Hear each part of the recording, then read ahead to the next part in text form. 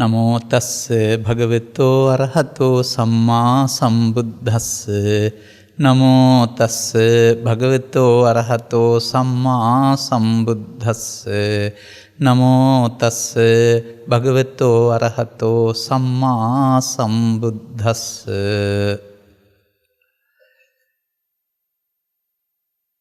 ඉමේ පංච උපාදානස්කන්ධේ අනිච්චතෝ දුක්ඛතෝ අනත්තතෝ යෝනිසෝ මනසිකරොන්තෝ සෝතාපට්ටි ඵලං සච්චිකරෙය්‍යාති. ධර්මානුශාසනාවේ අනුග්‍රහක භවතුන් ප්‍රමුඛ මෙම ධර්මදේශනාවට සවන් දෙනු ලබන නරඹනු ලබන දහම්ලෙද සදහවර පින්නතුනි, ආරාධනා කර තිබෙන්නා වූ ඉල්ලා තිබෙන්නා වූ මාතෘකාවක් ආශ්‍රයෙන් තමයි ධර්මානුශාසනාව කරන්න වෙලා තිබෙන්නේ. නමුත් ඔවුන් දන්නා තැන ඉඳලා මේ කටයුත්ත කරන්න බෑ. ඒ නිසා අපි මේක පැහැදිලි කරන්නයි කල්පනා කරන්නේ. සමාජයේ පවතින තත්ත්වයන් ඔස්සේ වෙන්න ඕන දේ මොකක්ද කියන කාරණාව තේරුම් ගන්න උත්සාහ කරන්න.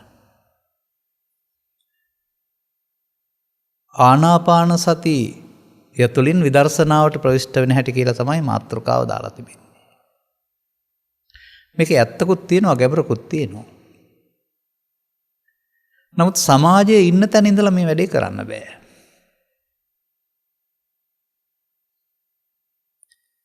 වර්තමානයේ මා ඇතුළු ඔබ දහම් පාසල හෝ පාසල මුල් කොටගෙන මේ ආනාපාන සති කියන පදේ ඉගෙන ගත්තේ කොහොමද? ආන ඇතුළු වීම, අපාන පිටවීම, සති සිහිය. හුස්ම පාර ඇතුළු වීම, පිටවීම පිළිබඳ සිහිය කියලා තමයි අපි ඒකට පාවිච්චි කරන්නේ අද දක්වාම. හුස්ම පාර ඇතුළු වීම, පිටවීම පිළිබඳ සිහිය කෙනෙකුට ස්ත්‍රී පුරුෂ ගිහි පැවිදි ભેදෙන්තරෝ ඕන කෙනෙකුට හුරු කරන්න පුළුවන්.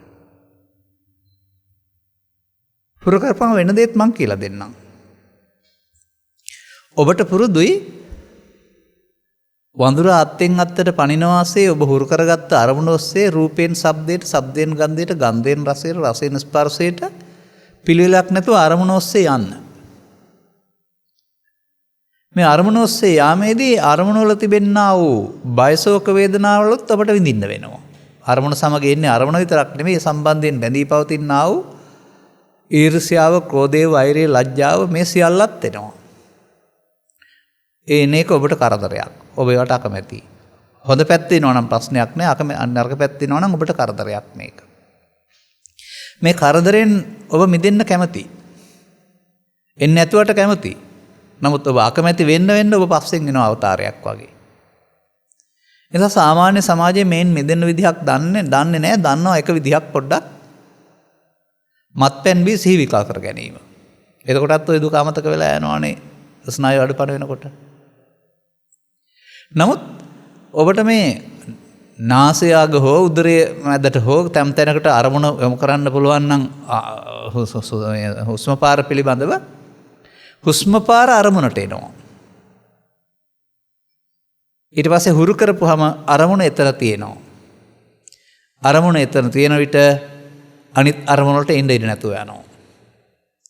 මේ එක අරමුණකට සිත යොමු වීම ලෝකෝත්තර සමාධිය නන් නෙමෙයි, ලෞකික සමාධියක් නැත්නම් සංසුන් වීමක්. සාමාන්‍යයෙන් දිට්ඨ ධම්සක විහරණය සාන්ත විහරණය කියලා කියනවා. ටිකක් එහාට ගියාම ඔතන එහෙමත් නැහැ. නමුත් මෙතන එකඟ බවක්, සංසුන් බවක් තියෙනවා. ඒ සංසුන් බව අර ඔබට වද දෙන්නා වූ හේතු එකක්වත් නැති වෙලා නෙවෙයි, එන්න ඉඩ නැති නිසා ඒවැ දුක නැහැ. ඒ කියන්නේ මේ කියන සමාධියට එන්න බුදුරජාණන් වහන්සේ හෝ ධර්මය හෝ මොනවාවත් ඕන නැහැ. ලෝකේ ඕන කෙනෙකුට පුළුවන්.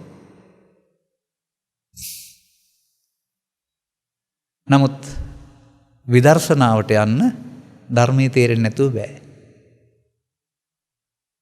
ඒ නිසා මේ ආනාපාන සතියෙන් නම් විදර්ශනාවට යන්න බෑ. සාමාන්‍යයෙන් මොකද්ද මේ විදර්ශනාව සඳහා පහළ වෙන්න ඕන. චක්කුම් උදපාදී. නැත්නම් ඥානං උදපාදී. එහෙමත් නැත්නම් මේකට කියනවා ආසවක්ඛය ඥානය. ආසවක්ඛය ඥානය කියන එකෙන් 아무තුවෙන් ඥානයක් පහළ වෙනතුරු බලන් ඉන්න එපා. ඔබට මේ ධර්ම ශ්‍රවණය තුළ දුකට හේතු රැස් වෙන හැටි අවබෝධ වෙනවා. ඒක ඥානයක් එතකොට. මෙහෙමයි දුකට හේතු රැස් වෙන්නේ මෙහෙම කළොත් නේද ඉවර වෙන්නේ කියලා තේරෙන එකට කියනවා ආසවක්ඛය ඥානය කියලා. ඉතින් ඒක වැටහුණු පුද්ගලයාට ඒ ක්ෂය කර ගැනීම ප්‍රතිපදාව යන්න පුළුවනිනේ. ඒ නිසා ධර්මයේ මොකෝවත්ම දන්නේ නැති පුද්ගලයෙක් ආනාපාන කියලා කතා කරන ඔය මේ හුස්ම ඉහළ පහළ ගැනීම අරමුණු කරලා සමාධියක් හදාගත්තට ඒ සමාධියේ ඉන්න ඇරුණාම සමාධියේ ඉන්නතුරු ක්ලේශ ධර්මයන් එන්නේ නැති නිසා ඒකේ දුක ඈත් වෙලා ඇරුණාම මොනම දෘෂ්ටියක්වත් මොනම මෝඩකමක්වත් දුර වෙලා නැහැ. ඒක අතෑරපුවම ආයෙත් පරණ පුරුදු දුෂ්ටකම් ටික වැරදි ටික සියලුම දේවල් ආපහු හිත ඇතුළේ තිබලා එළියට එවි කරලා පුරුදු අයට මේක තේරෙනවා ඇති. සංසුන් සමාධිය සංසුන් ඒක සමාධිය සංසුන් බවක් තියෙනවා. ඒ සංසුන් බව අර තමන්ගේ දුකට හේතු හිතට එන්නේ නැති නිසා උපන් කෘතිම දෙයක්. සැබෑ එකක් නෙමෙයි ඒක. තමන් හදාගත්ත දෙයක්. නිසා ඒකට කියනවා ආයතනයක් කියලා. ඒ ආයතනයක් හදාගෙන තියෙන්නේ. නම් බුදුරජාණන් වහන්සේ ආනන්තරික සමාධිය කියලා යම් දෙයක් නම් කළාද ඒක ආයතනයක් වෙන්නේ නැහැ. ඒක සාක්ෂාත් වෙන දෙයක්. එනිසා විදර්ශනාවට යන්න මොකද වෙන්න ඕන? විදර්ශනාවට යන්න සියලු සංස්කාර ධර්මයන් අනිත්‍ය දුක්ඛය අනාත්මය කියන පද තුනේ තේරුම තේරිලා ඉන්න ඕන. එතකොට ආනාපානසය නැතත් යන්න පුළුවන්. තේරුම් ගන්න කරුණක් මම කියන්නම්. ආනාපාන සතියෙන් හෝ තවත් මොනවා හෝ කමඨහනක් නැත්තම් අරමුණක් වැඩිම තුරින්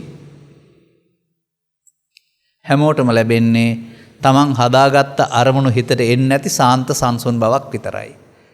ඒ චරිතයට අදාළව මේක තුලින් වෙන්නේ කෙලෙස් යටපත් කර හදාගන්නා වූ කෘතිම සංසුන් බවක් විතරයි.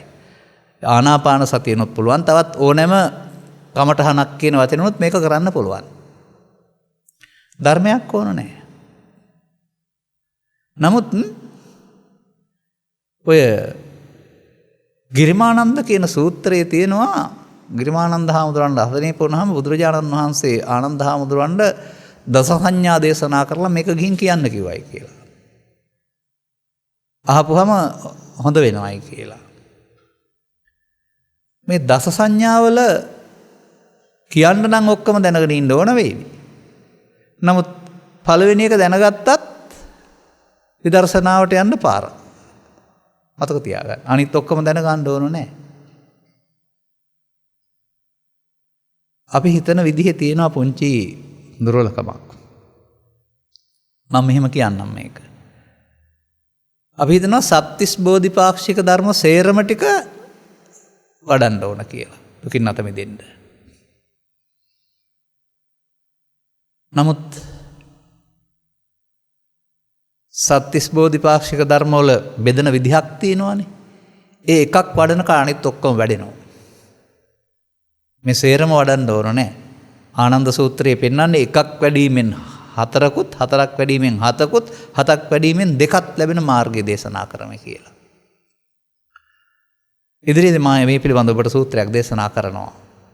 මේ දවස්වල මේ සූත්‍ර පෙළ ගැස්මක් මගේ ළඟ තියෙනවා නිසා මේක තව ටිකක් ඉදිරියට කල් දාලා තියෙන්නේ. නිකමට කියන්නම් මෙහෙම. බෝධිපාක්ෂික ධර්ම වල එකතුව මතක් කරගන්න.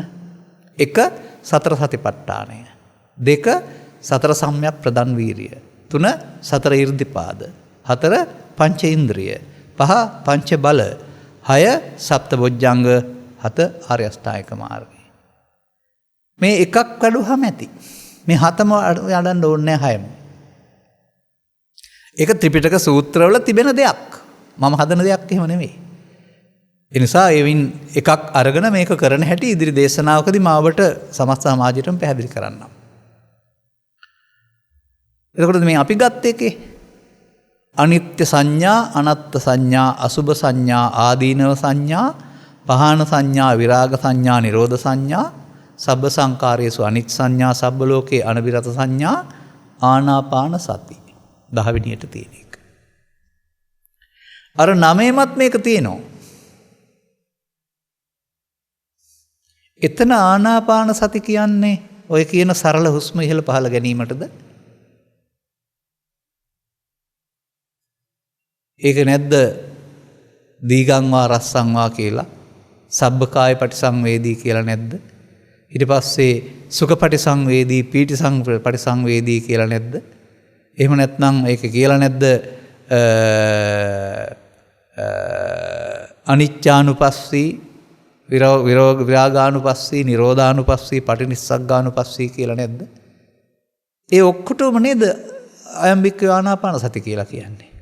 ආයේ ඔක්කොම දැනගත්තාම නම් හරි මම හිතන්නේත්. නමුත් මේ ඔක්කොගෙම වෙන්න ඕන ඔබ බලාපොරොත්තු වන විදර්ශනාවට යන්න නම් ආශ්‍රවශය වෙන්න ඕන.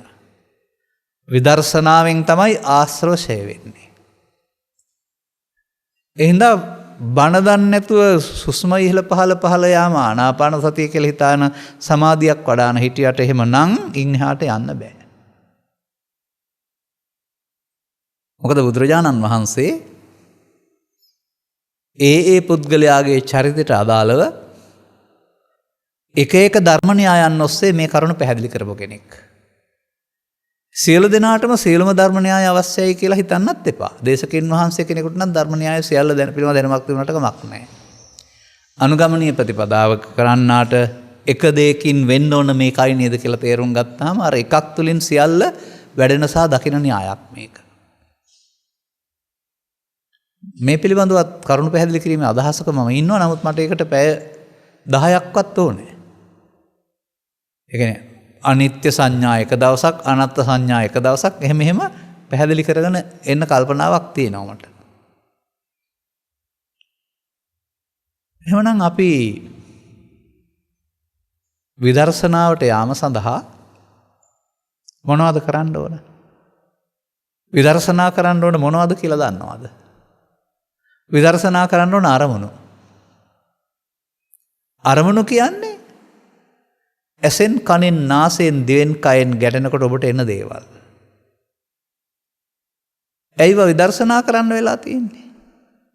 විදර්ශනා නොකළ නිසා, පමා වුණ නිසා, අරමුණෙහි ඇලුන නිසා තේරුම් ගන්න මේ කාරණාව. ඔබ අරමුණු වල ඇලී විදර්ශනාව අතහැර පමාව පිළිගත්ත කෙනෙක්. එහෙම නැත්නම් ඔබ යන පැත්තට යන පාර තෝරාගත්ත කෙනෙක්. අනුසෝතගාමියෙක්.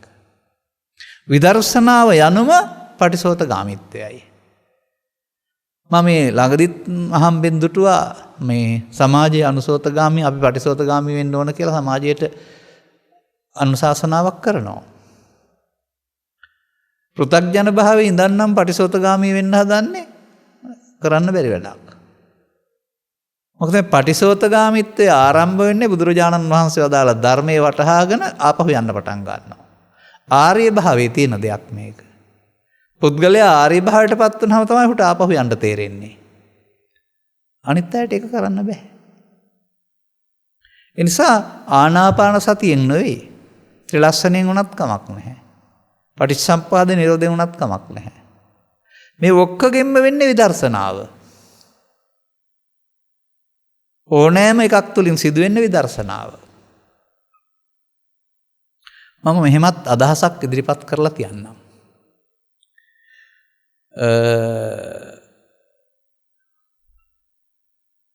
අතින්න තේමේදී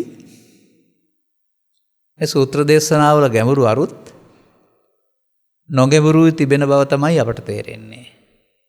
සමහර සූත්‍ර දේශනාවල නිවන් මඟක් ඇත්තෙම නෑ, සාමාන්‍ය කතන්දරයක් විතරයි තියෙන්නේ. මේ බුදු තත්ත්වයේ යටතේදී මේ අස්ස සති පස්ස සති කියන එක ඇතුළු වීමට තහිය, පිටවීමට තහිය කියලා අපි අස්ස සති කියලා ගන්නවා. පස්ස සති කියලා ගන්නවා. මට නම් පේන්නේ එහෙම එකක් නෙමෙයි යෝක. අස්සසති. තනි වචනයක්. අස්ස සති නෙමෙයි ඒක. ඔය සාමාන්‍යයෙන් අස්වසනවා කියන්නේ. අස්සසති. එහෙනම් මේ අස්ස සතිද මේක අස්සසතිද කියලා තේරුම් ගන්න වෙනවා. එතකොට එහෙමනම් අපට සාමාන්‍යයෙන් ඔය දරුවෝ එහෙම අඬනකොට එහෙම අස්වසනවා කියලා කියන්නේ. ඒ වගේ මේ වර්තමාන මොහොත සම්බන්ධයෙන් අපට මීට වඩා එහාට දෙයක් දකින්න පුළුවන්. ඔය හුස්ම වාර ඉහළ යාම පිටවීම කියන එක පුද්ගලයෙක් වශයෙන් බලන එකක්. එතකොට අපිට විදර්ශනාවක් ඇත්තෙම නෑ ඒකේ. පුද්ගලයෙක් වශයෙන් බලන්න හදන්නේ. නමුත් හුස්ම පාර ඉපදී ඇතුළු වී පිට වෙනවා වගේම තවත් දෙයක් සිද්ධ වෙනවා අපි ගාව. ඇසෙන් කනෙන් නාසයෙන් දිවෙන් කයෙන්. ඒ අරමුණක් ඔස්සේ අරමුණ ඉපදී නැසෙනවා. අරමුණක් ඉපදී අරමුණ තුළ යම් යම් ක්‍රියාකාරකම් ගොඩක් සිද්ධ වී නැසෙනවා. ඒ ක්‍රියාකාරකම් ගොඩ ඇතුලේ පුතග්ජන පුද්ගලයෙකුට පමාවක් සිද්ධ වෙනවා. ක්‍රියාකාරකම් ගොඩක් ඕන කෙනෙක් අතර සිද්ධ වෙනවා. ක්‍රියාකාරකම් ගොඩ ඇතුලේ කෙනෙක් අතින් පමාවක් සිද්ධ වෙනවා. පමාවක් වීම නිසා ඔහු සසරට බැඳෙනවා. දුකටපත් වෙනවා. මේ අරමුණක් තුළ හටගන්නා ක්‍රියාකාරකම් සමූහය අනාගත ඵලයක් ඇති කරන හේතුවක් බවට පත් නොකර අවසන් කරන්න පුළුවනි නම් එහෙම නැත්නම් මේ ස්කන්ධයන්ගේ හට ගැනීම ඉපදීම හැටියටත් මෙයාම මරණය හැට බලන්න පුළුවන් නම් එතකොට අස්සසති හට ගැනීමත් පස්සසති මැරීමත් නම් ස්කන්ධ පහ තුන බලන්න බැරිද අපිට මේක? ඔය කියන සියලුම දේවල්. ඒ නිසා ටිකක් කල්පනා කරලා බැලුවොත් හොඳයි. සියවස් ගණනාවක් තිස්සේ මේ සූත්‍රය මේකේ තියෙනවා. ලියනවා කියනවා පාඩම් කරනවා. අනුගමනය කරපු කෙනෙක් නැහැ, ප්‍රතිඵල ලැබු කෙනෙක් නැහැ. බුදුරජාණන් වහන්සේට නින්දාවක් වෙන්න බෑ මේවා නිසා. මොකද බුදුරජාණන් වහන්සේ නිවැරදිම දේ දේශනා කරපු කෙනෙක්. ඕනෑම සූත්‍රයකේ සදහම් මල් තියෙන්න ඕන. සදහම් මල් අද නැත්නම් පරිවර්තනය කරන්න ගිහින් ධර්මයේ විපරීත වීම අර්ථ යටපත් වීම කියන මේ මෑත සිදු වුණා වූ අඩුපාඩු ඇරුණාම ඒකට බුදුරජාණන් වහන්සේට දොස් කියලා හරියන්නේ නැහැ.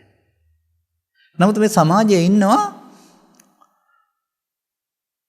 පරම සත්‍ය කියලා හිතන මේ ත්‍රිපිටක බුද්ධ වචනේ පරම සත්‍යයින් මොකක්වත් එහාට වැරදිලා නැහැ කියලා හිතන අය. පාලි පාට මං හිතනවා පරම සත්‍යයි කියලා. සිංහලට පරිවර්තනය වීමේදී තම තමන්ගේ අරුත් ඇතුළත් කරලා මේ ලියවිලා ඇති කියලා තමයි හිතන්න තියෙන සමහර සූත්‍ර දිහා බැලුවම. එහෙනම් ඒකේ වැරද්ද බුදුරජාණන් වහන්සේ ගාව ළඟ නෙමෙයි. අපි මේ පරිවර්තනයේදී නොගැඹුරු අර්ථයක් ඇතුළත් කිරීම. ඉතින් ඕකට මම සමාජයට ඉදිරිපත් කරපු කරුණක් තිබෙනවා. ගංගාවක් පටන් ගන්න කන්දක් මුදුනට වැටෙන වතුර කන්ද පහළට ඇවිදින් පොළොව යටින් ආපහු උල්පතක් වශයෙන් එළියට ආවම. එතකොට ඒක පොළොව යටින් ආපු බැවින් පිරිසිදු ජලය. මුල් උල්පතේ තියෙන ජලය. මේ උල්පතට තමයි ඊට පස්සේ ඇලදොල ගංගා එකතු වෙලා මේක ගඟක් බවට පත් වෙලා මුහුදට වැටෙන්නේ. ඒක මුහුදට වැටෙනට කියනවා අපි මොයේ කට කියලා. ගඟේ නම තිබුණාට මොයේ කටට ගියොත් ඔබට ගන්න වෙන්නේ පිරිසිදු ජලයද කලවම් වෙච්ච ජලයද? ඔබට පිරිසිදු ජලය ගන්න ඕන නම් මොයේ කටට ගිහින් බෑ ආපහු උල්පත පටන් ගන්න තැනට යන්න ඕන. මේ බුදු සමයේ උල්පත පටන් ගන්න 1600කට 700කට පෙර බර්ණැස විතරාරාමේ ධම්සක් පැවතුන සූත්‍රය සහ අනත්ත ලක්ෂණ සූත්‍රය. ඒකට අපි කියනවා මුල් බුදු සමය. එහෙන් ගිහින් බලලා හොයාගන්න. අගට එනේවට මොන මොනවා එකතු වෙලා තියෙනවද දන්නේ නැහැ. මොකද පොත්පත් ලියලා තියෙන්නේ ආර්ය පුද්ගලයන් විතරක් නෙමෙයි අනාර්ය පුද්ගලයෝ පු탁ජන පුද්ගලයෝ උගත්තු වියත්තු තම තමන්ට හිතෙන ආකාරයෙන් මේවා ලියලා තියෙනවා.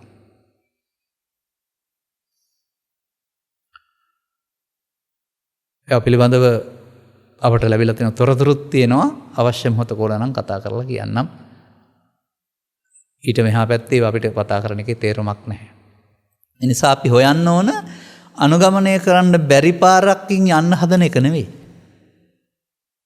අනුගමනය කරන්න පුළුවන් පාරක් තෝරාගෙන යන්න එක. විදර්ශනාවට වැටෙන්න ඔබට ඕන. විදර්ශනාවට වැටෙන්නම් මොකද කරන්න ඕන? වර්තමාන මොහොතේ අරමුණට මුහුණ දෙන්න පුළුවන් හැකියාව තියෙන්න ඕන. ඒ අරමුණ තුළ විදර්ශනා කරන්න පුළුවන් වෙන්න ඕන. දැන් ඔය ආනාපාන සතියකින් ලබන සමාධියකින් හෝ තවත් අරමුණක් වැඩිම තුළින් ලබන සමාධියක් තුළින් මොකද වෙන්නේ? අරමුණ වෙන්නේ නැතුව යනවා. ඊට පස්සේ සංසුන්. ඉතින් ඉන්න පුළුවන්. පැයක් දෙකක් පුරුදු කරගත්තාම පැය ගාණක් ඉන්න පුළුවන්. එතකොට මේක කිසියම් ආකාරයක සංසිඳීමක්. නමුත් මේ සංසිඳීම කෙලෙස් යටපත් වීමක් කරුණාම නැසීමක් නෙවෙයි. ඒ සංසිඳීම තථාගතයන් වහන්සේ පහළ වෙන්න පෙර හිටියා වූ අත්කලමතාන යෝගීන් තුල තිබුණා. රූපාවචර අරූපාවචර ධාන කියන නාමයෙන් මේ සංසිඳීම තිබුණා. ලෞකික ධාන කියලාත් කියනවා. ඥානත් ගොඩක් තිබුණා ආසවක්ඛේ ඥානය හැර. මාර්ගඵල තිබුණේ නැහැ. නමුත් මේ සංසුන් ස්වභාවය මත ඉඳලා විදර්ශනා වඩන්න ඕන කියලා තමයි සමහරු කල්පනා කරන්නේ ධානා පාදක කොටගෙන විදර්ශනා වඩන්න ඕනයි කියලා. මා දේවතා සංයුත්තේ දැකලා තිබෙන්නේ බුදුරජාණන් වහන්සේ වදාහරලා තිබෙනවා ඔය රූපී අරූපී ධානලාභීන් ඉන්නවනම් ඔවුන්ට ධානය තමයි අනිත් දුක්ඛ අනාත්ම වශයෙන් බලන්න කියලා තියෙන්නේ. ඔවුන් එතනින්නේ සසරට අහු වෙලා ඉන්නේ. අපි අහු වෙලා ඉන්නේ ධානයකින්ද? මන් දන්නේ හැටියට මේ සමාජය අහු වෙලා ඉන්නේ රූපයෙන්, ශබ්දයෙන්, ගන්ධයෙන්, රසයෙන්, පොට්ටබ්බෙන් සහ කාමරාග ව්‍යාපාද නැත්තම් ලෝභ දේශම හොලින්. ඒවා වැඩෙනවා දතනින්. ඒවා යට කරගෙන ගියයිනේ අතෙන් වෙලා ඉන්නේ. මේ සම්බන්ධයෙන් මම ඉදිරිපත් කරපු අදහසක් තියෙනවා සමාජයට. මෙන්න මේක සවන් දුන්න අය දැනටත් දන්නවා ඇති. සවන් නොදුන්න අය නම් මේක දැනගන්න එකයි වටින්නේ. අපි ධාන කිව්ව පමණින් මේ සියල්ල එකක් කියලා හිතන්න එපා. ඒ නිසා මම කියනවා බුදු සමයේ ධාන වෙනයි, බුදු සමයෙන් පරිබාහිර ධාන වෙනයි. මේක වර්ග දෙකක්. බුදු සමයේ ධාන පාදක කොටගෙන නම් විදර්ශනා වඩන්න පුළුවන්. අර අත්කලමතාන යෝගින් ධර්මයේ තේරුම් ගත්තොත් තමන්ට තියෙන ධානය තමන් විදර්ශනා වඩන්න ඕනේ කියලා බුදුන් වහන්සේ වදාරලා තියෙනවා. අපට ඒක වදාලා නැහැනේ. කොහොමද ඒක තිබෙන්නේ? තිබෙන්නේ ආනාපාන සතිය වඩලා හරි පඨවි කර්මස්ථානයේ වඩලා හරි එමත් නැත්නම් අරමුණු විදර්ශනා කරලා හරි එන අරමුණු තමන්ට සංසුන් ස්වභාවයක් හම්බ වෙනවා. මේ සංසුන් ස්වභාවයේදී කර්මස්ථාන වැඩපු කාර්ය මොකද කරලා තියෙන්නේ? කාමච්ඡන්ද ව්‍යාපාද තීන මිද්ද උද්ධච්ච කුක්කුච විචිකිච්ඡා කියනා වූ නීවරණ යට කරලා තියෙන්නේ. නැති වෙලා නෙමෙයි. නීවරණ දැන් යට කරලා කියන්නේ අරමුණට එන්නේ නැහැ.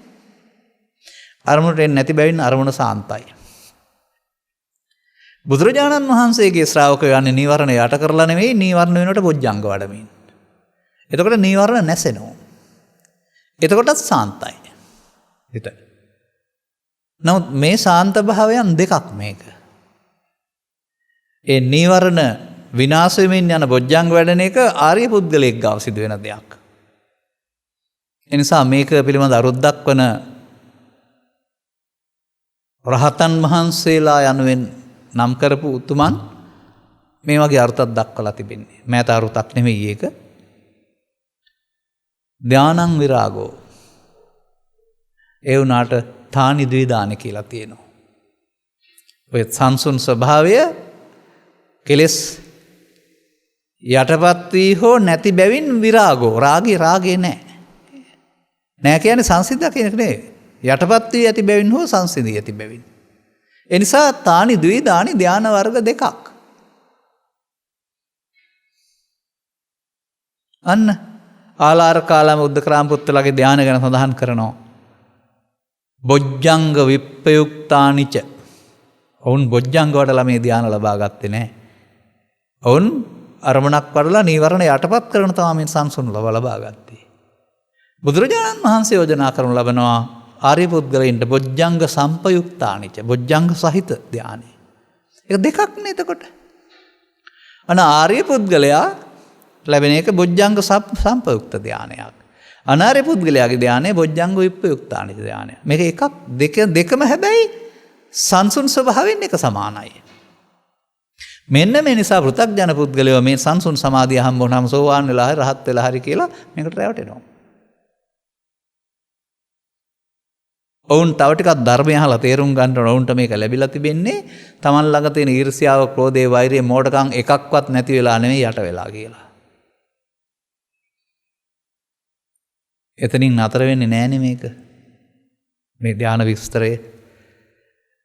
බොජ්ජංග විප්පයුක්තානි බාහිර කානි. බොජ්ජංග සහිත ධාන සසුනෙන් පරිබාහිරයි. බොජ්ජංග සම්පයුක්තානි ආර්ය පුද්ගලානි. බොජ්ජංග සහිත ධාන සෝවාන් මාර්ගලාභීන්ට තියෙන දෙයක්. මමද මේ කියන්නේ නෑ. ඔබ ගෞරවයෙන් අගය කරන ත්‍රිපිටක බුද්ධ වචනය. අටුවාව. මේක තේරුම් ගත්තේ නැතුව සෝවාන් නොවුන පුද්ගලයන් ළඟ තියෙන සංසුන් බවයි සෝවාන් පුද්ගලයාට තියෙන සංසුන් බවයි දෙක එකක් කොට ගත්තාම හරියනවද? සෝවාන් නොවන පුද්ගලයාට විදර්ශනාව වඩන්න බෑ. ඒකත් ධාන. නමුත් ඔවුන්ට විදර්ශනා තේරෙන්නේ නැහැ. සෝවාන් වෙනවා කියලා කියන එකේ විදර්ශනාව තේරෙනවා. දැන් සෝවාන් පුද්ගලයා එතන ඉඳලා ඒ සෝවාන් වල යම්කිසි ධානයක් තියෙනවා ලෝකෝත්තර. ඒක පාදක කොටගෙන තමයි ඔහුට අරමුණු විදර්ශනා කරන්න පුළුවන්. එතකොට ඔහු සකෘදාගාමී වෙයි. එතකොට තව ධානයක් තියෙනවා ලෝකෝත්තර. එතන ඒක පාදක කොටගෙන ඊතර අරමුණු විදර්ශනා කරන්න පුළුවන් වෙයි. එතකොට අනාගාමී හම්බ වෙයි. තවත් ධානයක්. එතන පාදක කොටගෙන විදර්ශනා කරන්න පුළුවන් වෙයි. එතන ධාන පාදක කොටගෙන විදර්ශනා වැඩි වෙන ආර්ය පුද්ගලයින්ට මාර්ගඵලලාභීත්වය තුළ අරමුණු විදර්ශනා කිරීම ඇරුණාම අර කියන ධර්මයේ දන්නේ නැතුව හදාගත්ත සංසුන් සමාධියක ඉඳන් කරන්න පුළුවන් දෙයක් නෙවෙයි. මේ කරුණ මනවින් පැහැදිලි කරගන්න ඕන. එතකොට ඔබට ඕනකම තියෙන විදර්ශනා වැඩිම නම් විදර්ශනා වඩන්න පුද්ගලයෙක් වශයෙන් බෑ.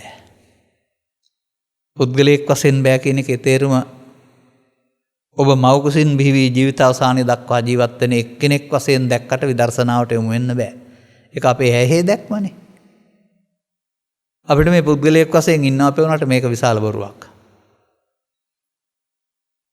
මම මේ මෑතදී උදාහරණයක් කිව්වා. ඔබට පේන දෙයක්. ඇත්ත වශයෙන් පේන දේ බොරු කියලා මම කිව්වා. මොකක්ද ඇත්ත වශයෙන් පේන්නේ? උදේ ඉර පායලා හවස බහැලා යනවා. හරිනේ ඇහි පෙනීම. එහෙම තමයි අපේ ලෝකේ ඔක්කොම හිතන් ඉන්නේ දැනටත්. නමුත් සූර්යග්‍රහ මණ්ඩලය හදාarලා බලන්න. ඉර පායලා බහැලා යන්නේ නැහැ. ඉර එතනම තියෙනවා. පොළොව තමයි ඒක වටේ කැරකෙන්නේ. ඇත්ත හිරු වටේ පොළොව කැරකෙන එක. එහෙනම් අපි හිතනවා නම් අපි තමයි මේ අපි ඉන්නවා ඉර අපේ වටේ යනවා කියලා එක බොරුවක් නෙවෙයිද? මේ හැට පේන දේ බොරුවක් එතකොට. අන්න ඒ වගේ අපිට මේ පුද්ගලයෙක් වශයෙන් මෙතන ඉන්නවා කියලා පෙවුනට මේක බාහිර දැක්මට ඇත්තක් වුණාට සම්මතයට ආර්ය සත්‍ය විග්‍රහයේදී මේක නෙවෙයි ඇත්ත. අන්නේ ඇතුළත ඇත්ත හොයන්න ඕන විදර්ශනාව. ඒකම විදර්ශනාව. ඒ ඇතුළත ඇත්ත හොයන එකම විදර්ශනාව. එතකොට එහෙමනම් ඔබට විදර්ශනාව සඳහා සංස්කාරයන්ගේ අනිත්‍ය දුක්ඛ අනාත්මය තේරෙන්න ඕන. එකක් විතරයි මම මේ කිව්වේ. ඔබට එතකොට තේරෙවි ඔබ සංස්කාරයන්ගේ නිත්සුකාත්ම ගොඩේ හිටිය බව. අනන්ත සංසාරේ. එහෙම නැත්නම් ඔබ තුල ඇසේ කනේ නාසයේ දිවේ කයේ පටිච්ච සමුප්පාද නම් වූ න්‍යායක් සිද්ධ වෙනවා. දැනට ඔබ ඉන්නේ අනුලෝම පැත්තේ යන පැත්තේ. ඔබට දැන් Nirodha දකින්න හැටි තේරෙන්න ඕන.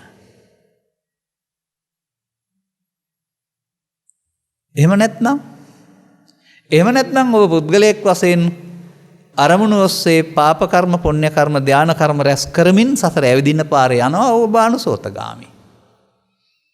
ඔබට බුදුරජාණන් වහන්සේ හඳුන්වා දුන්නා වූ මේ කර්ම රැස් කරන කර්ම ඒවත් වෙනුවට කර්මක් ක්ෂය කිරීමේ කර්මයේ තේරෙනවා නම් ඔබ විදර්ශනාවට වැටෙනවා.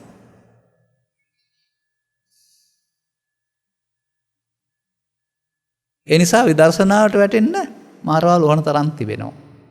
එකකින් තේරුම් ගන්න උත්සාහ කරන්න. එතනදී ඔබ මවකුසින් බිහි ජීවිත අවසානයේ දක්වා ජීවත් වෙන පුද්ගලයෙක් නෙවෙයි. ඔබ සිත සහ කය දෙක එකතුවක්. හැම විටම මේ කය එකතු කරන්නේ සිත විසින්. සිත තියෙන දෙයක් නෙවෙයි. සිත ඇසෙන් කනට, කනෙන් නාසයට, නාසෙන් දිවට, දිවෙන් කයට අපිළිවෙලට මාරු වී යන එකක්.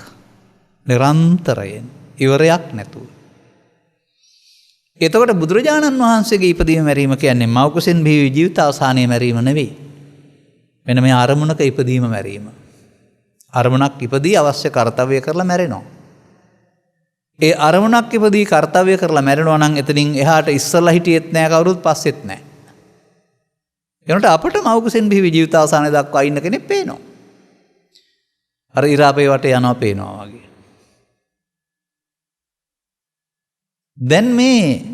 දැන් සිදුවෙන මේ හට ගැනීම සහ මරණය තථාගතයන් වහන්සේ නම් කරලා තියෙන්නේ කොහොමද? කන්දේසු, ජායමානේසු, ජීයමානේසු, මීයමානේසු. ඔය ඇහැ නිසා ඇහැ තුල පහළ වෙන රූප වේදනා සංඥා සංකාර විඥාන නම් වූ ස්කන්ධයන්, කන තුල ශබ්දේ නිසා පහළ වෙන්නා වූ රූප වේදනා සංඥා සංකාර විඥාන ස්කන්ධයන්, මෙසේ ඇස කන නාසය දිවකය කියලා කතා කරන්නා වූ දොරවල් හයෙන්ම පහළ වෙන්නා වූ දොරවල් හය අරමුණ හයට සම්බන්ධ වේදනා සංඥා සංකාර ස්කන්ධයන් කන්දේසු ජායමානේසු හට ගන්නවා. කල්ප ගානක් යන්නේ මොහොතක් ඇතුළත දිරනවා. කල්ප ගානක් යන්නේ මොහොතක් ඇතුළත මිය යනවා. ඒ හටගෙන දි รา මිය යන මොහොතක් පාසා ඔබ ඉපදී දි รา මිය යනවා. මොහොතක් පාසා ඔබ මැරෙනවා. කෝ එහෙනම් මවකුසින් බිහි ඉන්න කෙනෙක් මේ වෙනකල් කෝ ජීහා කෙනෙක්. මරණය කියන එකේ තේරුම එහා මෙහා සම්බන්ධයක් නැහැ කියන එකනේ. දැන් ස්කන්ධ පංචකයාගේ ඉපදීම මැරීම තුළ මිනිසා කරන වරදට කියනවා පමාව. අන්න ඒක හඳුනගන්න. ඒ පමාව නොකර ඉන්න හදන එක විදර්ශනාවයි. මතක තියාගන්න. ඒ පමාව වැඩට යන්න පමාව කියලා ගන්න එපා. ඒක තථාගතයන් වහන්සේ විශේෂයෙන්ම හඳුන්වලා තිබෙනවා. පමා වෙන හැටි.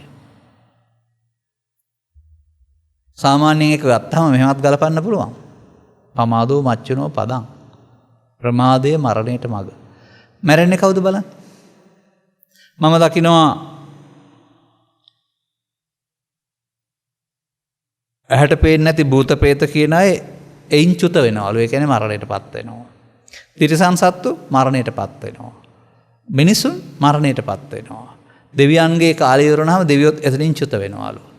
බ්‍රහ්මයෝ ඒ ධානය ඉවරනහම චුත වෙනවා. මේ හැමෝම මරණයටපත් වෙනවා.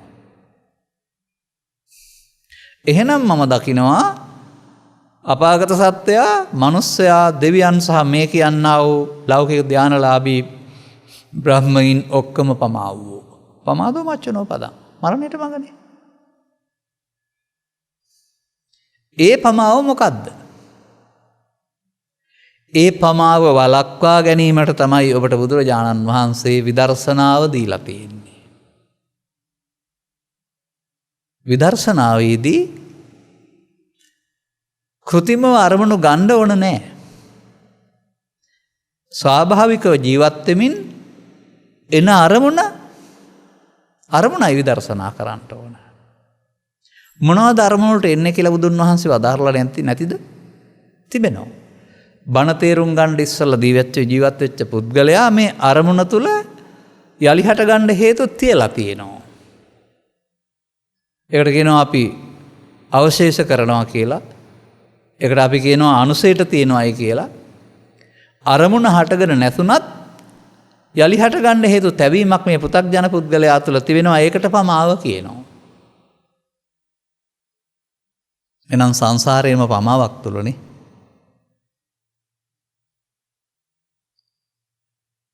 අරමුණකින් අරමුණට මොකවත් ගියේ නැති වුණාට අරමුණ අතර සම්බන්ධතාවය දිගටම ගෙනියනවා. පුද්ගලයෙක් වශයෙන් අවුරුදු 60ක් 70ක් 100ක් ඉන් එහාටත් ඉස්සර හිටියා දැන් ඉන්නවා අනාගතේට ඉන්නවා කියලාත් කියනවා. ඇහි බැලුවීමට පේනවා. නමුත්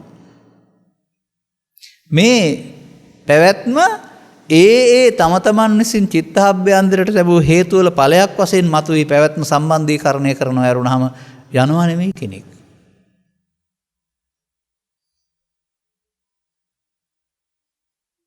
කය මොහොතක් පාසා වෙනස් වෙනවා. සිත මොහොතක් පාසා වෙනස් වෙනවා. දැන් බුදුරජාණන් වහන්සේ පඨම සහ ဒုတိ ය අසුතවන්ත සූත්‍රවල මේක රහසින් පෙන්වන ලස්සනට පෙන්නනවා මිනිස්සුන්ට පේන හැටි. මනුස්සෙන්න මෙහෙමලු පේන්නේ. අවුරුදු 60ක් 70ක් 80ක් කය තියෙනවා. ඒ නිසා මේකේ කෙනෙක් ඉන්නවා. බුදුන් වහන්සේ වදාරන එහෙම හිතුවට කමකුත් නැහැ. මොකද 60ක් 70ක් කයක් තියෙනවා පේන නිසා කියලා. නමුත් උන්වහන්සේ සිත සම්බන්ධයෙන් වදාරනවානේ මෙහෙම. චිත්තයයි කියනු ලැබේද මනෝයයි කියනු ලැබේද විඥානයයි කියන තුනම එකට ඔය කියන්නේ. එකක්ම හටගනී නැසෙයි අනිකක්ම හටගනී. ඔබ ඇහෙන් හටගත්ත හිත නැසෙනකොට කනෙන් හට ගන්නවා හිතක්. කනෙන් හට ගන්නක නැසෙනකොට සිතෙන් සිතක් හට ගන්න පුළුවන්. එකක් සහ අනිකක්. මේ එකින් එකට මොකුත් යන්නේ නැහැ කියලානේ කියන්නේ. කය කලවට පස් වෙන්නේ නම් නිරන්තරයෙන් වෙනස් වන්නේ නම් සිත අරමුණෙන් අරමුණට වෙනස් වන්නේ නම් කෝ ආත්මය? කෝ වෙනස් නොවන ආත්මය? ඒක ඇහැට පෙනෙන්නේ නැහැ බලන්න ඕනේ එහෙම තේරුම් අරගෙන. එවිට අරමුණක් පාසා හටගෙන නැසෙන ක්‍රියාවලියක් අපි ළඟ තිබෙන්නේ. ඒ අරමුණු හට ගන්නවට මොකද්ද කියන්නේ? අද දක්වා ජීවිත කාලය තුළ අරමුණු කෙරෙහි දුන්නා වූ වටිනාකමක් තිබෙනවා. හොඳ නරක කැමැති අකමැති පක්ෂ විරුද්ධ තමන් විසින් මේවා තබා තිබෙන්නේ නම් ගැටුණාම මේවා උපදිනවා. කොහෙද උපදින්නේ? ඇස්පියාන ඉන්නකොට නෙවෙයි. තම තමන්ට අදාළ ශේස්ත්‍රයේ යනකොට එනකොට ගමන් කරනකොට. අපි එකක් ගනිමු. අපි ගනිමු ව්‍යාපාදේ කියලා. ව්‍යාපාදේ කියනවා තරහට. සුදු ඇඳගෙන ගිහින් වන්දනා කරලා උතුරු සළුවකුත් පොරවගෙන ධර්මශාලාවේ වාඩි වෙලා ඉන්නවා. ලස්සන පරිසරයකුත් තියෙනවා බණත් ඇහෙනවා. ව්‍යාපාදේ උපදින්න කරුණු යෙදෙනවද? නෑ ඒක අලුත් පරිසරයක්. තමන්ගේ ව්‍යාපාදයේ උපදින්න කරුණු යෙදෙන්නේ තමන්ට අදාළ ශේස්ත්‍රය තුල. ගුරුවරයාට නම් ශිෂ්‍යයන් සමග සිටියේදී, ස්වාමියාට නම් සේවකින් සමග සිටියේදී, රියදුරාට නම් මහමගදී, සතුන් නැති කරන්නාට නම් සතුන් කියන දේ අහන්න නැතුවම. මොකද්ද මේකට කියන්නේ? uppannam ව්‍යාපාද විතක්කං. ඊට ඉස්සෙල්ලා මොකද්ද තියෙන්නේ? uppannam කාම විතක්කං. ඊට පස්සේ තියෙන්නේ මොකද්ද? uppannam විහිංසා විතක්කං. uppannam කියන්නේ හිතට හටගත් කියන එක. එතකොට ප්‍රහාණ අර ක්ලේශයන් ප්‍රහාණ කිරීම සඳහා කාම විතර්කය, ව්‍යාපාද විතර්කය, විහිංසා විතර්කය ප්‍රහාණ කරන්න ඕන. උපන් එක. දැන් ඔබ ආනාපාන සතියක් වල සමාධියක් හදන් ඉන්නවා. මේ සමාධිය පැයක් ඉන්න පුළුවන් නම් මේව එනවද? දැන් මොනවද විදර්ශනා කරන්නේ? අරමුණ වෙන්නේ නැතුව. uppannam කාම විතක්කං, uppannam ව්‍යාපාද විතක්කං, uppannam විහිංසා විතක්කං නම් වූ මේ ත්‍රිවිධ විතර්කය හටගත් මොහොතේදී දැන් මොන්න විදර්ශනා කරන්න තියෙනවා. දැන් බණ තේරෙන්නේ ඉස්සලා කරපු වැඩේ එක පැත්තකට බුදුහාමුදුරුවෝ අදාරලා තිබෙනවා. කරන්න ඕන වැඩේ තව පැත්තකට අදාරලා තිබෙනවා. අනේ කරන්න ඕන වැඩේ කරන එකනේ විදර්ශනාව කියන්නේ. කරමින් ඉන්නේ මොකද්ද? අසෘතත් පෘථග්ජනයා කියන කෙනා මේකෙදි කරමින් ඉන්නේ අරමුණට ආපුවාම අරමුණට අහු වෙනවා. අරමුණට අහු වෙලා එය බාර අරගෙන එයින් කලබලයකට, හිරිහැරයකට, කිපීමකට පත් වෙනවා. මොකද කරන්නේ ඊට පස්සේ? ඊට අදාළ ප්‍රතික්‍රියාවක් සඳහා යන්න කල්පනා කරනවා. කාම විතර්කයේදී නම් ඒක ඉටු කර ගැනීම සඳහා අවශ්‍ය සැලසුම් සකස් කරන්න. ව්‍යාපාදී තර්කයේදී නම් ඒ ව්‍යාපාදයේ දුරු කර ගැනීම සඳහා දාල පුද්ගලයාට රිදවා විනාශයක් කරන්න. විහිංසාවේ තර්කේ නම් ඉන් එහාට තව අවිද්‍යාවදත් අතට ගන්න. මේකට මොකද්ද කියන්නේ? uppannam kama vitakkam adivaseeti. ඔහු ඒක ඉවසුව බාරගත්තා. නප්පජහති බැහැර කරන්න කල්පනා කළේ නැහැ. එය අනිත් දුක්ඛානාත්ම වශයෙන් බලන්න කල්පනා කළේ නැහැ. න විනෝදේති. එය නිම කරන්න කල්පනා කළේ නැහැ. න බ්‍යන්ති කරෝති. එය යලිත් Tamanට වද දෙන විදිහට හේතුවක් ඉතුරු නොවි අවසන් කරන්න ඕන කියලා කල්පනා කළේ නැහැ. න අනභවං ගමේති. ඔන්න පෘථග්ජනයාගේ ධර්මයේ. පෘථග්ජන පුද්ගලයා ජීවත් වෙනකොට කරන දේ තමයි uppannam කාම විතක්කං, uppannam ව්‍යාපාද විතක්කං, uppannam විහිංසා විතක්කං. අදිවාසේති නප්පජහති න විනෝදේති න බ්‍යන්ති කරෝති න අනභවං ගමේති. ත්‍රිපිටකේ එහෙම පදයක් නැහැ. මම මේක හැදුවා. කරන වැඩේ කියලා දෙන්න. මේ වැඩේ කරන්න එපා. අන්න විදර්ශනාව. කාම විතර්කයේදී, ව්‍යාපාද විතර්කයේදී, විහිංසා විතර්කයේදී තමයි ඔබට මෙය අනාගත ඵල උපදින හේතුවක් ඉතුරු නොකර අවසන් කරන්නට අවශ්‍ය විදර්ශනාව කරන්න ඕන. මොකක්ද අර පදවල ඇත්ත පදේ තියෙන ත්‍රිපිටකේ? න අදිවාසේති පජහති විනෝදේති බ්‍යන්ති කරෝති අනභවං ගමේති. නාදිවාසන අදිවාසේති නාදිවාසේති කියලා කියන්නේ. ඒක හොඳයි සැපයි සාන්තයි මම මේකට ප්‍රතික්‍රියාවක් දක්වන්න ඕන මට රිදුනා කියලා බාර ගන්න එපා කියන එකට තමයි නාදිවාසේති කියන්නේ. අර හටගත්ත ගමන් නැසෙන භාග්‍ය උදව් කරගෙන ඒක බැහැර කරන්න කියන එක තමයි පජහති කියලා කියන්නේ. ඒ හැඟීම මගේ ආත්ම කොටගෙන අවුලක් හදාගන්න නැතුව මගේ ආත්ම කොට අල්ලගන්න නැතුව අවසන් කරන්න කියන එක තමයි විනෝදේති කියලා කියන්නේ. ඒ අවසන් කරන්න හදන එකට තමයි ව්‍යන්ත කරෝති කියලා කියන්නේ. නිකම් බෑ හෙට දවසට ආපහු වද දෙන්න හේතුවක් චිත්තාභ්‍යන්තරගත නොවි අවසන් කරන්න කියන එකට තමයි අනභවං ගමේති කියලා කියන්නේ. යලිත් හට නොගන්න ආකාරයට නිම මේ විදර්ශනාව. මේක කරන හැටි ඔබට තේරෙන්න ඕන අරමුණ තුළ. දැන් මේක කොහෙද තියෙන්නේ? මේක තිබෙන්නේ ඔබේ ඇහි වෙන්න පුළුවන්, කනේ වෙන්න පුළුවන්, නාසයේ වෙන්න පුළුවන්, දිවේ වෙන්න පුළුවන්, කය වෙන්න පුළුවන්. එතකොට ඒකට මොකද්ද කියන්නේ? ඒකට කියන නම තේරුම් ගන්න ඔබ ළඟ සිදුවෙන එක. ඇහි නම් මේක හටගන්නේ රූපය මුල් කොටගෙන. ඉදිරියෙන් තිබෙනා වූ රූප සටහනක් ඇහැට වැටුනහම ඔබට මේක හඳුනගන්න ඇසේ රූපයක් පහළ වෙලා ඒ රූපය ඔබ කැමති පරිදි හතුරා හෝ මිතුරා බවට පත් වෙලා විඳිනවා. ඒක රූපස්කන්ධයක් තියෙනවා, වේදනාස්කන්ධයක් තියෙනවා, සැප දුක් උපේක්ෂා වශයෙන්. ඒක හතුරා මිතුරා වශයෙන් සහ රූප ශබ්ද ගන්ධ වශයෙන් හැඳිනීමකුත් තියෙනවා. ඒකට සංඥා ස්කන්ධයක් තියෙනවා. ඒක හතුරා නම් ඇලීමකුත් තියෙනවා, හතුරා නම් ගැටීමකුත් තියෙනවා, මිතුරා නම් ඇලීමකුත් තියෙනවා. එතකොට ඒකට කියනවා සංකාර ස්කන්ධය. ඇස නැමැති රූපාරම්මණයේ වේදනාවෙන් විඳ සංඥාවෙන් හඳුනා සංකාරයෙන් බැදී යම් ආකාරයේ යම් පැතිවලට ඔබ ගියාද තම තමන්ට කැමති පරිදි ඒ සියලු ක්‍රියාකාරකම් ඒ ආකාරයෙන් වෙනස් නොකර හඳුනා ගැනීමට කියනවා විඥානස්කන්ධ. දැන් ඇහි රූපය තුල, කනේ ශබ්දය තුල, නාසයේ ගන්ධය තුල, දිවේ රස තුල මොකද්ද තිබෙන්නේ? රූප වේදනා සංඥා සංකාර පහක්. දැන් මම ගත්ත පාටට සම්බන්ධ කරන්නයි මම වෙන්නේ. මම ගත්තේ මේ පංච උපාදානස්කන්ධය. දැනට කතා කළේ පංචස්කන්ධ විතරයි. අන්න මේ පංචස්කන්ධයට එන දේ සංසාරේ මමත්වෙන් අරගන්න පුරුදු වෙලා තිබුණේ. ඒ නිසා තමයි ඔබට ගැටෙනකොට කාම විතර්කයේ, ව්‍යාපාදයේ, විහිංසාව විතර්කයේ ඉන්නේ පංච උපාදානස්කන්ධය. ඒකේ මම ඉන්නවා. ඒ අතීතයේ තියපු මම දැන් හට ගන්නවා. දැන් ඔබට කරන්න තියෙන්නේ ඒක නවත්තන එක නෙමෙයි. ඔබට ආය හට ගන්න මම තියන්නේ නැතුව ඉවර කරන්න කියලා තියෙන්නේ.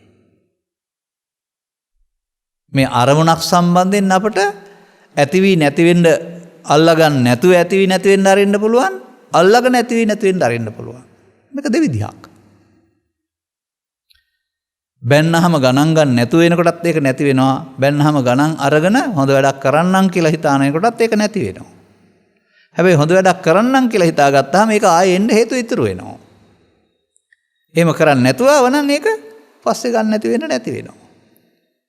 හොඳට තේරුම් ගන්න ඕන ඇස තුල කන තුල නාසය තුල දිව තුල අරමුණක් තුල අපි ළඟ පස්සේ ගන්න ඉතුරු කොට අවසන් කිරීම සහ පස්සේ ගන්න ඉතුරු නොකොට අවසන් කිරීම කියන දෙකක් තියෙනවා. පෘථග්ජන පුද්ගලයා වැඩිපුර කරමින් ඉන්නේ පස්සේ ගන්න හේතු තියලා අවසන් කරන එක. අන්නේ පස්සේ ගන්න හේතු තැබීම තමයි ස්කන්ධ පහෙන් පහට සංසාරය සම්බන්ධ කරන්නේ සහ ජීවිතෙන් එහා පැත්තට සසර සම්බන්ධ කරන්නේ. ඒ පස්සේ ගන්න හේතු තැබීමට කියනවා පමාව. පස්සේ ගන්න හේතු තැබීම පමාව නම් ඒක නොකර ඉන්නවට නේද නොපමාව කියන්නේ?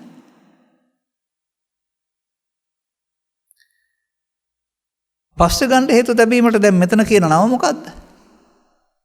අන්න මේ රූප වේදනා සංඥා සංකාර පහට තමයි කියන්නේ මමත්වයෙන් ගත්තා ඉමේ පංච උපාදානස්කන්ධේ. දැන් ඒක මම මගේ කොට අරන් ඉවරයි. දැන් එහෙනම් ඒක අනාගත ඵලයක් උපදින්න හේතු ඉතුරු වී අවසන් වීම නැවති අபிසංකාරයටපත් වෙලා සසර ඇවිදින හේතුවක් ඉතුරු කරලා තැනටපත් වෙලා පමා වෙලා. දැන් නැතෙන්නේ අනුසේ හේතු ඉතුරු වෙලා. දැන් නැතෙන්නේ අනාගත ඵලයක් උපදින්න හේතු ඉතුරු වෙලා. දැන් නැතෙන්නේ මහා රුක්ක සූත්‍රයේ සඳහන් පරිදි නම් ආපහු දර දා ලගින්නට. දැන් නැතෙන්නේ සංයෝජන සූත්‍රයේ සඳහන් පරිදි නම් වැටියට පහනට තෙල් සහ වැටිය දාලා. මේ පහනට තෙල් සහ වැටිය දැමීමේ උපමාවෙන් දඩකරකට ගින්දර සහ බවුස්තන දැමීමේ උපමාවෙන් පෙන්වන්නේ මොකද්ද? ඔය දර කතාවකුත් නෙමෙයි. ඔය තෙල් පහන් කතාවකුත් නෙමෙයි. වර්තමාන අරමුණ අනාගත ඵලයක් උපදින්න හේතු ඉතුරු කිරීමට කියනවා තෙල් දැමීම සහ වැටිය දැමීම. නැත්නම් ඇවිලෙන්නට දර සහ තනකොළ සහ බබුස්තන දැමීම. අපි තමයි වර්තමාන අනාගත අරමුණ අනාගත ඵලයක් උපදින්න හේතු තබා අවසන් කරන්නේ මේ සසර හදන හැටි. ඒකට පමාව කියනවා. විදර්ශනාව කියන්නේ මොකක්ද එහෙනම්? එහෙම නොකර ඉන්නවට. දැන් මේ කරන වැඩේට නමක් තියෙනවා ධර්මයේ තුල. ඒතං මම ඒතෝ අහං අස්මින් ඒසෝ මේ අත්තා. අරමුණ මගේ මගේ ආත්ම කියලා වචනෙන් කියන්නේ නෑ. අරමුණේ ඇලෙනවට කියන නම තමයි ඒ මම කිව්වේ. ඒ නිසා මගේ ආත්මකට ගැනීමෙන් සසරට බැඳේ කියන එක පාලියෙන් කියනවා මඤ්ඤමානෝකෝ බික්ඛු බද්දෝ මහරස්ස. භාවනාවදී නෑ පමාව.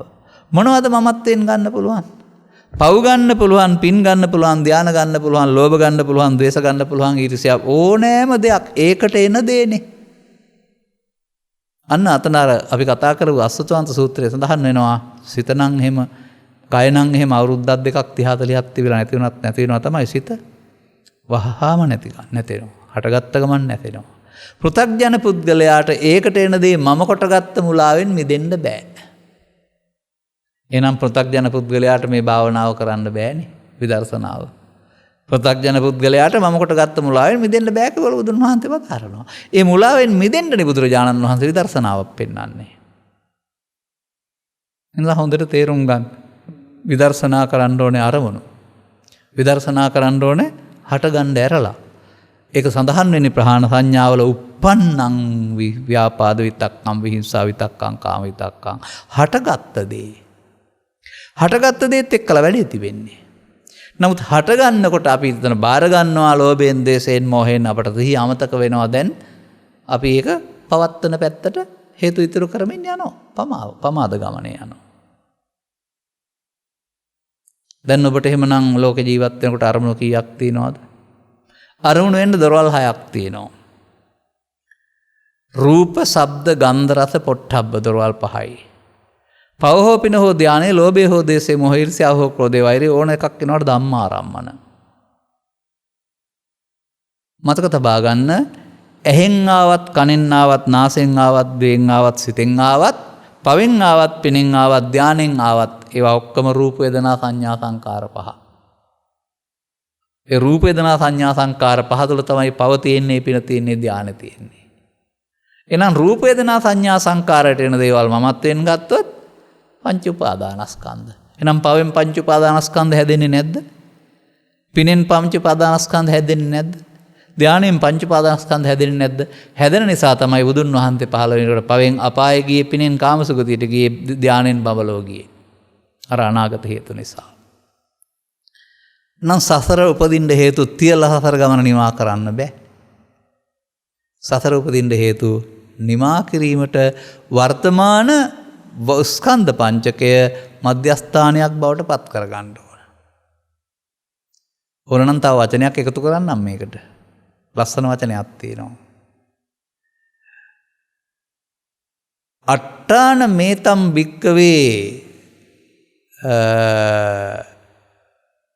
යං අරිය පුද්ගලෝ, ඒ අරිය පුද්ගලෝ කංචි සංකාරන් නිච්චතෝ උපගච්ඡයන් රාණං නේතන්න විජ්ජති. නේතන්ට අනන්න විජ්ජති.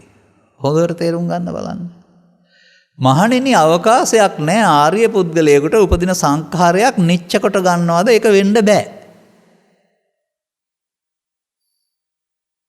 පෘථග්ජන පුද්ගලයෙකුට කිසියම් සංඛාරයක් උපදීද? ඒක නිත්‍ය කොට ගැනීම වෙන්න පුළුවන්. දැන් තේරුණාද නිත්‍ය අනිත්‍ය තියෙන තැන? සංඛාරය මොකද්ද? අපුඤ්ඤාභිහෝ පුඤ්ඤාභිහෝ අනිජ්ජාභි තමයි සංඛාරය. පෘථග්ජන පුද්ගලයා පව මම මගේ කොට ආත්ම ගන්නවට කියනවා නිත්‍ය සුඛ ආත්ම කියලා. පෘථග්ජන පුද්ගලයා පිනේ ඇලෙනවට කියනවා පින නිත්‍ය සුඛ ආත්ම කියලා. පෘථග්ජන පුද්ගලයා ධානය ඇලෙනවට කියනවා ධාන නිත්‍ය සුඛ ආත්ම. එතකොට එහෙනම් ඒ නිත්‍ය සුඛ ආත්ම කොට ගැනීමෙන් තුන තමයි පවෙන් පිනෙන් ධානයෙන් සතර ගමන සිද්ධ වෙන්නේ. විදර්ශනාවක් නැහැනේ. ආර්ය පුද්ගලයාට අපුඤ්ඤාභි සංඛාරයවත් පුඤ්ඤාභි සංඛාරයවත් ඔහුට නිත්‍ය කොට ගන්න බෑ. ගන්නෙ නෑ. එහෙම මාගක් නෑ. අනිත්‍ය. මේ සූත්‍රය ආශ්‍රයෙන් මම පෙන්වන්නේ සෝවාන් වීම යනු නිත්‍ය අනිත්‍ය අතර පරතරය තේරීම විතරයි. මොනතරම් දැනගෙන හිටියත් ඔහුගේ සංස්කාරයන් නිත්‍ය පෘථග්ජනයින්ගේ. අනිත්‍ය පිළිගැනීමම ආර්ය පුද්ගලයෙක් වීමයි. පිළිගත්තා නම් දැන් ජීවිතයේ අවසානයේ දක්වා ඉන්න කෙනෙක් නෑනේ. මොහොතින් මොහොත හටගෙන නැසෙන එකක් නේ තියෙන්නේ. මොහොතින් මොහොත හටගෙන නැසෙන එක අනාගත ඵල උපදින හේතුවක් ඉතුරු නොකර නැසෙන තැනක් බවට පත් කර ගන්න ඕන. ඒකට කියනවා අරමුණු විදර්ශනා කරනවා කියලා. අරමුණු විදර්ශනා කරනවායි කියලා. එතකොට එහෙමනම් අන්න හරි ඉමේ පංච උපාදානස්කන්ධේ ඇසෙන්ද කනෙන්ද නාසයෙන්ද දිවෙන්ද කයෙන්ද පංච උපාදානස්කන්ධේ හටගත්තේ අනාගත ඵලයක් ඉතුරු නොකර අවසන් කරන්න බලනවට කියනවා අනිච්චතෝ දුක්ඛතෝ අනත්තතෝ. ඒකට තියෙන සිහියට කියනවා යෝනිසෝ මනසිකරොන්තෝ. ස්කන්ධ පංචකය එහෙනම් ස්කන්ධ පංචකේ උපාදාන නොවි අවසන් වීම ආරම්භ වෙන්නේ ස්කන්ධ පංචකේ තේරුම් ගත්ත ආර්ය පුද්ගලයා තුළ. අන්න අර ස්කන්ධ පංචකය පිළිබඳව තේරුම් නොගත් කරන භාවනාවල එකකටවත් ස්කන්ධ පංචකේ නැමැති ඒකකේ නැහැ. එතකොට ඒව අයිති වෙන්නේ අනාර්ය භාවනා. ඒවා සමාධියක් තියෙන්න පුළුවන්. කෙලෙස් යටවීමක් තියෙන්න පුළුවන්. මමත්වයේ සියුම් වී ගොස් හැඟවෙන ඇරුණාම මමත්වයේ දුරු වෙන්නේ නැහැ. මොකද ඒකට ධර්මික සරණක් නැහැ. ඒ නිසා ධර්මික සරණක් ගන්න වෙනවා අපිට මේ සම්බන්ධයෙන්.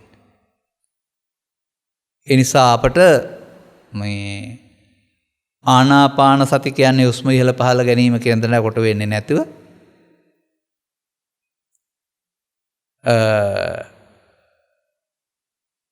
මොනම එකකින් හෝ වර්තමාන මොහොතේ ඇහැට කනට නාසයට ගැටෙන අරමුණක් පිළිබඳව අරමුණේ ක්‍රියාකාරීත්වය තේරුම් අරගෙන ඒ අරමුණ තුළ සිදුවෙන ක්‍රියාකාරකම් දෙක තේරුම් අරගෙන ඒ කියන්නේ බණ තේරෙන්න ඉස්සලා කරපු ක්‍රියාකාරකම එකක්. ඒක පමාව හේවත් අවශේෂ නිරෝධය. ඒක තමයි සසර ගමන හැදුවේ අපට. අපි යනවා නෙමෙයි. අර හේතුන්ගේ ඵලය. දැන් මේ හේතු අනාගත ඵල උපදින්න හේතු තබන එක නොතබා අවසන් කරනවට තමයි විදර්ශනා කරනවා කියන්නේ. සියලු කෙලෙසුන් නසා රහත්ත්වය, විදුසුන් වඩා රහත්ත්වය. එහෙමනේ පෙන්වන්නේ නේ. එහෙනම් අරමුණු නැතෝ විදර්ශනා කරන්න තියෙන භාවනාවක් මට තේරෙන්නේ නැහැ. අරමුණු විදර්ශනා කරන්න ඕන. ඒ නිසා තමයි uppannam කාමිතක්කං uppannam ව්‍යාපාදිතක්කං uppannam විහිංසාවිතක්කං කියලා මේ විතර්ක තුනේදී මේක කරන්න කියලා තියෙන්නේ. එහෙනම් ධර්මයේ තේරුම් ගන්න. තේරුම් ගත්තම ඔබ ළඟ සිදුවෙන මේ ක්‍රියාවලිය ඔබට වැටහෙනවා. ඔබ තුළ මෙහි සසර ගමනේදී මෙතෙක් කල් ඔබ මේ ඔස්සේ පමාවී ආපු කෙනෙක් කියලා තේරෙනවා. බණ තේරෙන්නේ නැති තාක් කල් ඔබට පමාව තමයි. පමාවේ ප්‍රභේද තියෙන්න පුළුවන් පව පින ධානයේ ඔස්සේ. දැන් ඔපමා වෙන්න වෙනවා. එතකොට එහෙමනම් ඔබට දැන් කර්ම ශේවීම ආරම්භ වෙයි. දැන් පටිසෝතගාමී ආරම්භ වෙයි. ඔබ එහෙනම් මා දකිනවා මේ සංස්කාරයන්ගේ අනිත්‍ය හදවතින් පිළිගැනීමම සෝවාන් වීමයි. දැන් විදර්ශනා කරන්න පුළුවන්. මොකද ඇත්ත පිළිගත්තානේ. ඒක පිළිගන්න වෙනවා දැන්. ඒ නිසා ඒ කරුණ වැටහෙන තුරු ධර්මදේශනා ටිකක් ශ්‍රවණය කරලා මේ කටයුත්ත කරගන්න අවශ්‍ය අවබෝධය ලබා ගන්න අනතුරුව ඔබට මේ බෝධිපාක්ෂික ධර්මවල එකක් මාර්ගය, එකක මාර්ගය. එතන ක්‍රියාත්මක වෙන්නේ ඒවම තමයි එකක මාර්ගයෙන් සද්දා බල, විරි බල, සති බල, සමාධි බල, ප්‍රඥා බල කියයි. සද්දා ඉන්ද්‍රිය, සති ඉන්ද්‍රිය, විරි ඉන්ද්‍රිය, සමාධි ප්‍රඥා ඉන්ද්‍රිය කියයි. කාරණා හතරක් හතර සම්‍යක් කියලා කියයි. ඔය එකකින් අපි බලමු පැහැදිලි කරගන්න. අර කටයුත්ත සිද්ධ වෙනවා. ධම්මැස පාදා ගනිමින් ගෞතමයන් වහන්සේගේ ශාස්ත්‍රය තුළ සැබෑ මිනිසෙක් බවට පත් වී නික්ලේශී භවයේ සැනසීම හිමිදින්නට ඔබට මෙම කරුණු පැහැදිලි කිරීමේ හේතු වාසනාව වේවායි කියන සුභාශිංසනය කරමින් මම ධර්මානුශාසනාව මෙතකින් අවසන් කරනු ලබනවා. සබ්බිහිතියෝ විවජ්ජන්තු සබ්බ රෝගෝ විනස්සතු මාතේ බවත් අන්තරායෝ සුඛී දීඝායුකෝ භව හැම දිනාටම තෙරුවන් සරණයි. දේශක්ඛයෝ නිබ්බානං